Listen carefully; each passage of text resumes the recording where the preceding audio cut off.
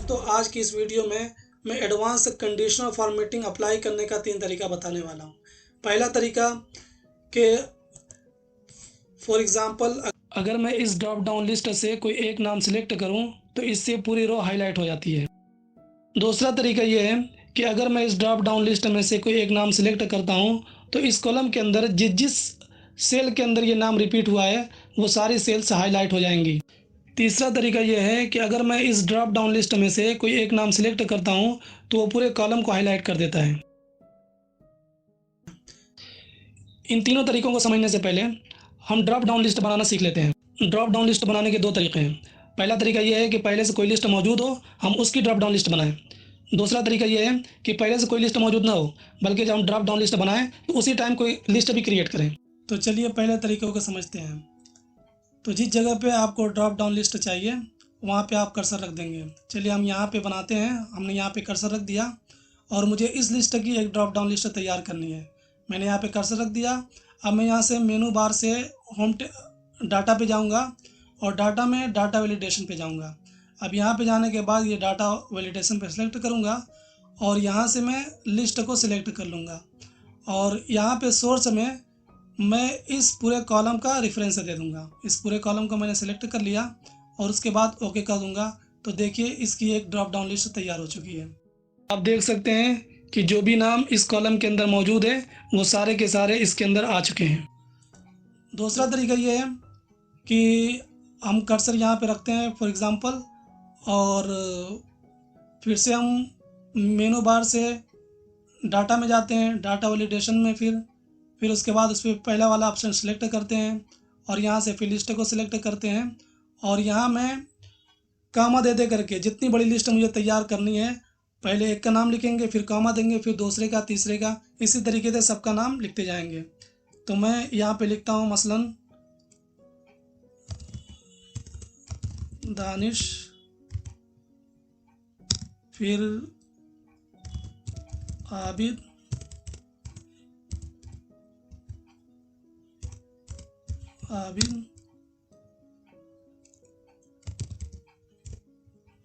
Bilal.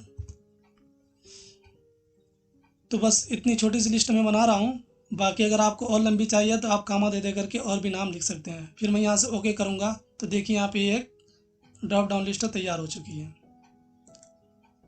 Okay, तो चलिए इसके बाद हम मेन टॉपिक की तरफ आते हैं और कंडीशनल फॉर्मेटिंग को अप्लाई करना सीखते हैं। तो चलिए देखते हैं सबसे पहला तरीका और उसको समझते हैं। उसको बनाने का तरीका ये है कि हम यहाँ पे कर्सर रखेंगे और फिर मेनू बार से होम टैब पे जाएंगे और यहाँ से कंडीशनल फॉर्मेटिंग पे जाएंगे और यहाँ से न्यू रूल पे अप्लाई करेंगे। न्यू रूल पे अप्लाई करने के बाद फिर ये लास्ट वाला ऑप्शन सिलेक्ट करेंगे और यहाँ इक्वल टाइप कर देंगे। उसके बाद फिर यहाँ से हम इस सेल को सिलेक्ट कर लेंगे और यहाँ से डॉलर का सिंबल हटा देंगे और यहाँ फिर इक्वल टाइप करेंगे और यहाँ पे उस लिस्ट में, इस ड्रॉप डाउन लिस्ट में जितने नाम हैं उनमें से कोई एक नाम यहाँ पे टाइप कर देंगे, मसलन शॉर्ट लिस्टेड, और फिर इन्वर्टेड कामा क्लोज कर देंगे और यहाँ फॉर्मेट में से कोई एक कलर चूज़ कर लेंगे, मसलन ये वाला, और ओके कर देंगे, फिर ओके कर देंगे। अब यहाँ पे देखिए अगर मैं यहाँ शॉर्ट लिस्टेड सेलेक्ट करता हूँ तो ये हाईलाइट हो जाता है, लेकिन ये पूरी रो हाईलाइट नहीं हो रही है। उसके लिए फिर से मैं होम टैब पे जाकर के कंडीशनल फॉर्मेटिंग पे जाऊँगा और मैनेज रूल्स पे क्लिक करूँगा और यहाँ पे आप इस रेड एरो पे क्लिक करके इस पूरे टेबल को सिलेक्ट कर लेंगे। फिर यहाँ पे दोबारा क्लिक करेंगे और अप्लाई करेंगे, ओके कर देंगे। अब देखिए ये पूरा हाईलाइट हो गई है। इसी तरीके से मैंने दूसरा भी किया है और ये पहला भी किया है। तो आप भी इस तरीके से इस्तेमाल कर सकते हैं और अपने काम में ला सकते हैं। चलिए अब दूसरे तरीकों को समझते हैं। दूसरे तरीकों को समझने के लिए सबसे पहले हम यहाँ से इसको डिलीट कर देते हैं। उसको समझने के लिए सबसे पहले हम इस कॉलम को सिलेक्ट कर लेंगे, फिर हम वहीं से मेनू बार से होम टैब पे जाएंगे, कंडीशनल फॉर्मेटिंग पे जाएंगे, न्यू रूल पे क्लिक करेंगे, फिर यहाँ पे ये लास्ट वाला ऑप्शन सिलेक्ट करेंगे, फिर हम इक्वल प्रेस करेंगे, फिर हम इसमें से इस रो को सिलेक्ट कर लेंगे और यहाँ से डॉलर का सिंबल रिमूव कर देंगे और फिर यहाँ पे इक्वल टाइप करेंगे और फिर यहाँ से इस रो को सिलेक्ट कर लेंगे और फिर यहाँ से फॉर्मेट पे जाएंगे और कोई कलर चूज़ कर लेंगे और ओके कर देंगे, फिर ओके कर देंगे।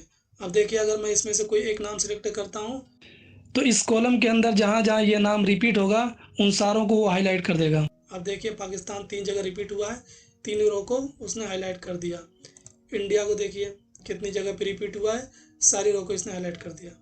चलिए अब तीसरा तरीका समझते हैं। तीसरा तरीका ये है कि सबसे पहले हम इस पूरे टेबल को सिलेक्ट कर लेंगे। उसके बाद हम होम टैब पे जाएंगे, कंडीशनल फॉर्मेटिंग पे जाएंगे, न्यू रूल पे क्लिक करेंगे, फिर यही सिलेक्ट करेंगे लास्ट वाला ऑप्शन और फिर यहाँ पे क्लिक करेंगे। यहाँ पे हम इक्वल टाइप करेंगे, फिर ये फर्स्ट रो को सिलेक्ट करेंगे और यहाँ से अब इधर वाला डॉलर नहीं बल्कि इधर वाला डॉलर वाला सिंबल हम रिमूव कर देंगे। उसके बाद फिर इक्वल टाइप करेंगे और फिर ये सिलेक्ट कर लेंगे ये वाली रो और फिर फॉर्मेट पे जाएंगे, कोई कलर चूज़ करेंगे इसके लिए भी और ओके करेंगे, फिर ओके करेंगे।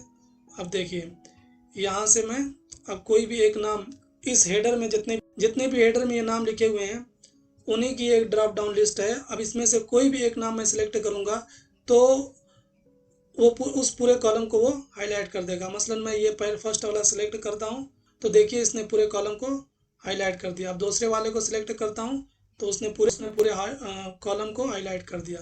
इस तीसरे वाले तरीके का बेनिफिट आपको उस वक्त होगा जब आपके पास बहुत बड़ा डाटा होगा, उसमें बहुत सारे रोज़ और कॉलम्स होंगे। दोस्तों कैसे लगे आपको ये तीनों तरीके, मुझे कमेंट में ज़रूर बताइए और अगर वीडियो पसंद आई हो तो ज़रूर लाइक कीजिए, सब्सक्राइब कीजिए और अपने दोस्तों में शेयर कीजिए। Thank you very much for watching my video.